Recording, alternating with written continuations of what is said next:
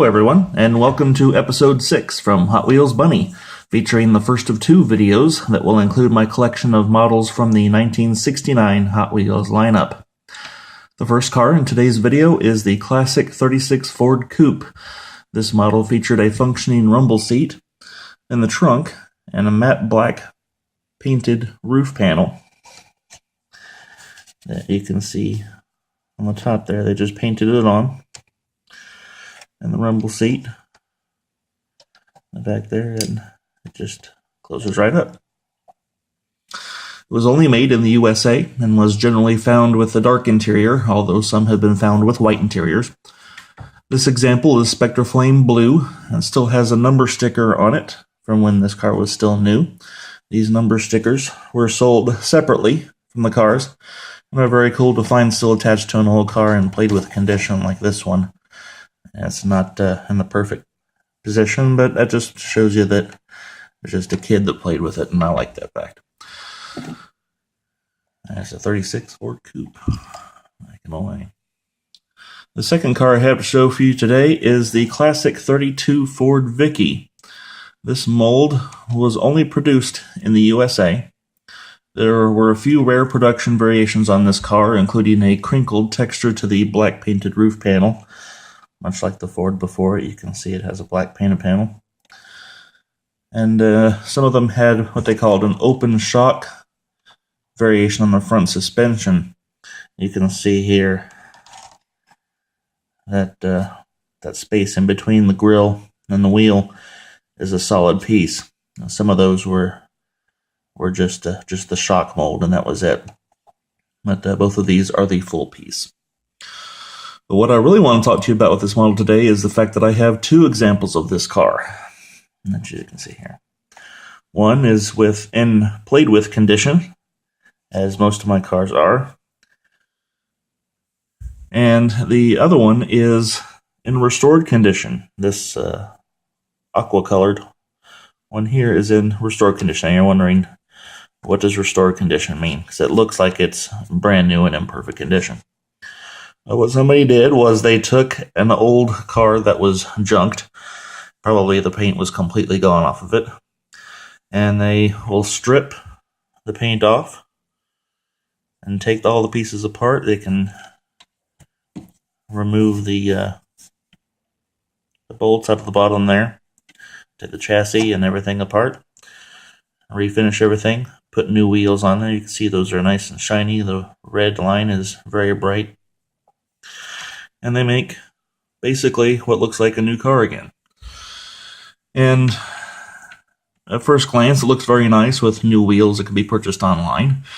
The only problem with this particular car is that the paint is not an accurate Spectraflame paint just like the original, so to a trained eye, the paint gives this one away. Not to mention there's a smudge on the roof on this that the guy or girl, whoever did it, did not do a terribly great job on it. I bought it online just to see what a restored version would look like, because I had never seen one up close, so that's basically just for demonstration purposes there.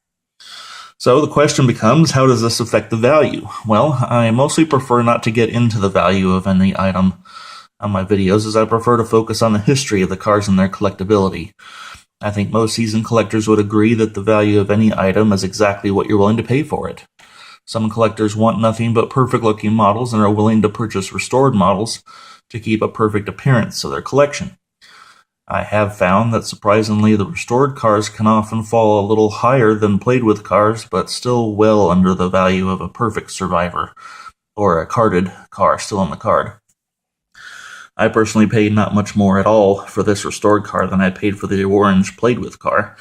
I purchased it knowing it was a restore because I wanted to examine it up close, as I said.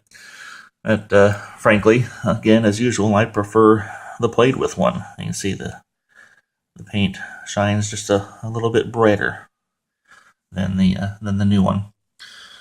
And again, I just prefer that little bit of a flaw.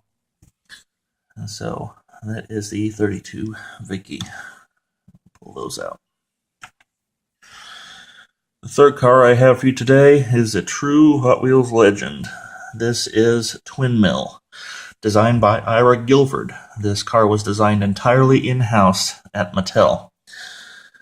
It was only recently that this car was actually recreated in full-size scale for display at auto shows. It even featured 2 fully functioning engines that powered each rear wheel. The cast on this model was only made in the USA, and this example is Spectraflame Green. It's one of my better conditioned cars. The wheels have most of their silver still on them. And there aren't too many scratches on this one either. That is twin mill. Even the base is the body color, which is an unusual about this one early on. So that's twin mill. And the last car I have for you today is another car designed by Ira Gilford called the Torero. And this car, despite sharing a lot of styling cues with the twin mill, was actually based on an actual car, the Dodge Mark III concept car. It includes an opening hood, which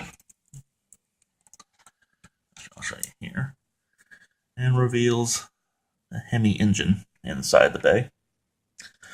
This model is in Spectraflame Aqua, which makes for a very nice looking color. I'm happy to say that this is one of the more rare paint colors that I have in an original, truly old car. Not to say that aqua is a rare color on every car, but it just depends on the model as to which colors were more rare than others. Some collectors out there strive to collect every color available for each car, so they have a rainbow, as they say. They may have more money than I do, because I can't afford to buy 10 and 12 of each car. So that is the Torero. And so concludes this episode. I will have Volume 2 of my 1969 collection out very soon. Happy collecting!